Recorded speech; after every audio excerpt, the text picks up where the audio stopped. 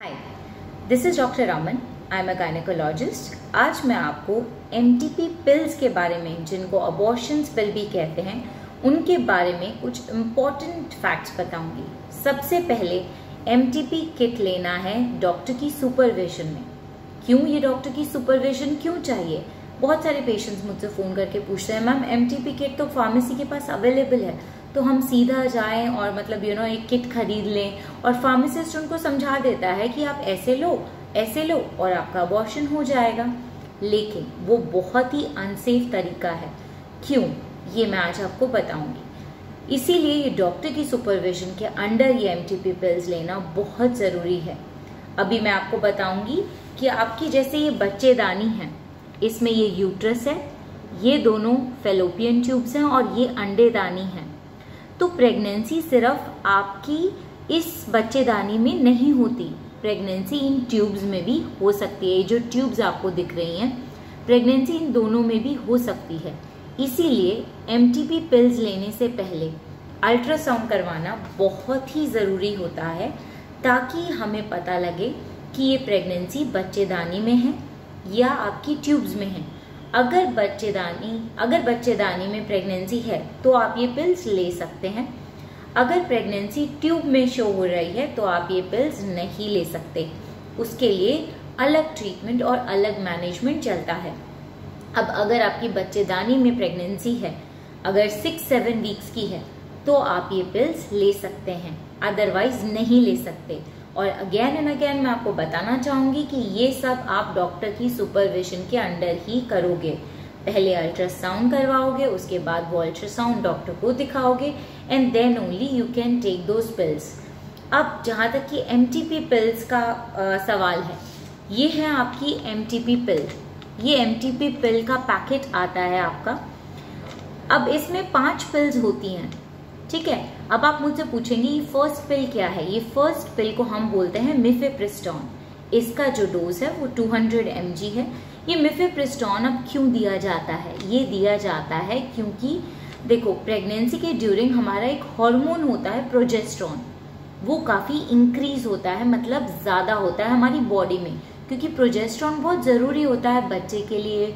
बच्चेदानी में सही से जो बच्चा ग्रो करता है, ये हार्मोन तब बढ़ता रहता है जैसे प्रेगनेंसी आपकी ग्रो करती है। तो अगर हमें प्रेगनेंसी को अबॉर्ट करना है या प्रेगनेंसी नहीं रखनी है, तो हम ये मिफेप्रिस्टोन देते हैं, जो प्रोजेस्टेरोन के ऑपोजिट काम करता है। मतलब जो प्रोजेस्टेरोन हार्मोन जरूरी होता है प्रेगनेंसी के लिए, ये मिफेप्रिस्टोन उसके बिल्कुल ऑपोजिट एक्ट करता है, तो ये प्रेगनेंसी को अबॉर्ट करता है। मतलब मिफेप्रिस्टोन जब आप लेंगे तो आपको ब्लीडिंग या पेन हो भी सकता है और नहीं भी हो सकता।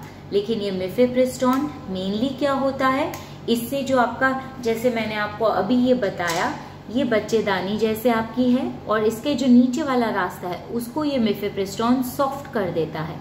अब हमें ये नीचे वाला रास्ता सॉफ्ट क्यों चाहिए?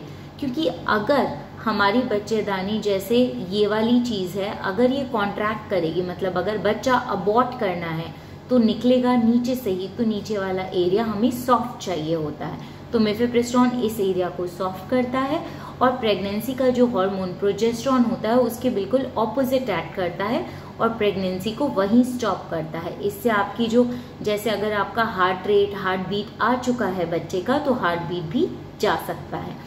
अब उसके बाद आप मुझसे पूछेंगे ये 4 पिल्स क्या हैं?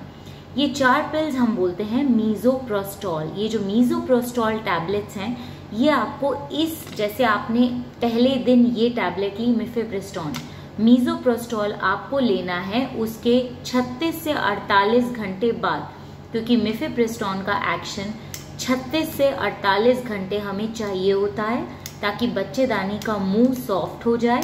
और ये जो टैबलेट्स होती हैं, हम 36 से 48 घंटे के बाद चारों की चारों टैबलेट्स हमें एक साथ लेनी पड़ती हैं। जैसे आज आपने मिफेप्रिस्टोन 6 बजे लिया, शाम को 6 बजे लिया, तो आप कल का दिन छोड़ के परसों 6 बजे आप ये चारों टैबलेट्स लेंगे। अब मीजोप्रोस्टॉल क्या करती है? मीजोप्रोस्टॉल पेन की मेडिकेशन है। ये आपको, जैसे आपको मेंसेस में क्रैम्प्स होते हैं वैसा ही पेन होगा। अब इनका सही तरीका क्या है लेने का? चारों टैबलेट्स एक साथ लेनी है, जीभ को ऊपर करके, जैसे आपने जीभ को ऊपर किया, 2 टैबलेट जीभ के इधर और 2 टैबलेट जीभ के उधर, जीभ के नीचे रख के उनको बैठना है। ना उनको पानी से गटकना है, ना ही उनको स्वॉलो करना है। जीभ के नीचे ये टैबलेट अपने आप ही घुल जाती है। इस टैबलेट को घुलने में 1 घंटा लगता है। तो ये आपको उस टाइम पे ना तो बोलना होता है, ना पानी पीना होता है, क्योंकि ये घुलते ही, ये चारों टैबलेट्स घुलते ही आपका जो एक्शन आता है वो बहुत जल्दी आता है। 1-1.5 घंटे में आपको पेन और ब्लीडिंग दोनों ही चीजें शुरू हो जाती हैं। तो ये क्या होता है, आपका एक्शन बहुत जल्दी आ जाता है। इस तरीके से अगर आप उनको स्वॉलो कर लेते हैं, पानी के साथ गटक लेते हैं, तो उसका एक्शन 4 से 6 घंटे में आता है। तो अगर आपको एक्शन जल्दी चाहिए तो ये सबसे अच्छा तरीका है। जीभ के नीचे 2 इधर 2 उधर, एक ही साथ चारों लेके, और उसके 1-1.5 घंटे बाद आपको पेन और ब्लीडिंग शुरू हो जाती है। अब जैसे आपको पता है, ये एमटीपी किट लेने के बाद कम से कम महिलाओं को 1 महीने तक ब्लीडिंग होती है। 3 हफ्ते तो डेफिनेटली होती है, कभी ज्यादा होती है, कभी कम होती है।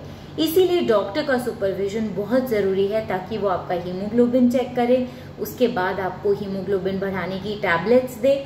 और जब आपकी ब्लीडिंग अगर बहुत ज्यादा बढ़ जाती है, जैसे 1 घंटे में आप 3-3, 4-4 पैड यूज कर रहे हैं, तो आपको किसी भी हॉस्पिटल में इमरजेंसी डिपार्टमेंट में जाना पड़ता है। इसीलिए guys, I am telling you again and again, doctor supervision is very important for the abortion process. और ये सिर्फ 6 या 7 हफ्ते तक ही करना चाहिए। मतलब बच्चा सिर्फ 1 या 1.5 महीने का ही होना चाहिए। उससे ज्यादा महीने का बच्चा ये टैबलेट्स नहीं लेनी चाहिए बिल्कुल, अनटिल अनलेस आपके डॉक्टर प्रिस्क्राइब करें आपको। So guys, that's all for today. अगर आपको कुछ और जानकारी जाननी है, please put it in my comment box. So if you like this video, please share and subscribe. Thank you so much.